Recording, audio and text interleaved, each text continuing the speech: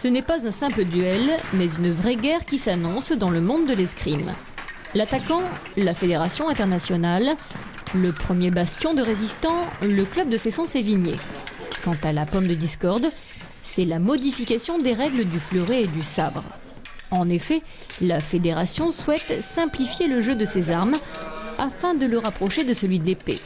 Pour ce maître d'armes, c'est un tournant historique. On modifie quelque part la constitution même, le texte constitutionnel qui définit ces armes-là. Donc à partir de ce moment-là, on est forcé de constater qu'il y a...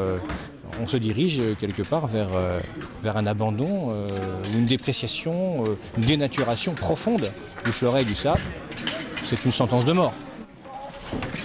À l'épée, la règle est simple, le premier qui touche a gagné. Le fleuret et le sabre, eux, sont soumis à des codes de priorité, et ce sont ces codes qui sont aujourd'hui menacés. On ne va plus que rechercher la rapidité du geste. Pour toucher le premier, il n'y aura plus d'esprit tactique, de construire son match et le plaisir qui en découle.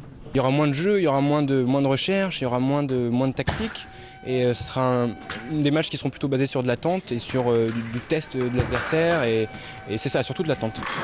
Une décision qui leur apparaît d'autant plus paradoxale qu'elle a pour but de rendre les compétitions plus télégéniques.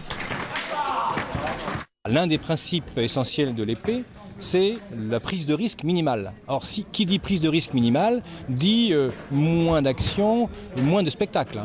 Le spectacle qu'on a au fleuret et au sabre, il existe parce qu'il y a une protection de l'attaque, une protection de la réponse donnée à l'attaque, qu'on appelle la parade riposte. Et c'est ça qui crée les spectacles. Donc l'épée offrira peut-être une plus grande compréhension des touches données, des touches portées par les tireurs, mais n'offrira pas jamais le spectacle du sabre et du fleuret. Donc là, médiatisation, plus grande médiatisation, je pense qu'on fait fausse route. À Cesson, on espère que d'autres clubs s'opposeront à cette réforme, une réforme également menaçante pour le métier de maître d'armes. La pointe trop à l'extérieur. Allons-y. Plus l'escrime sera simple, moins on aura besoin d'experts pour l'enseigner.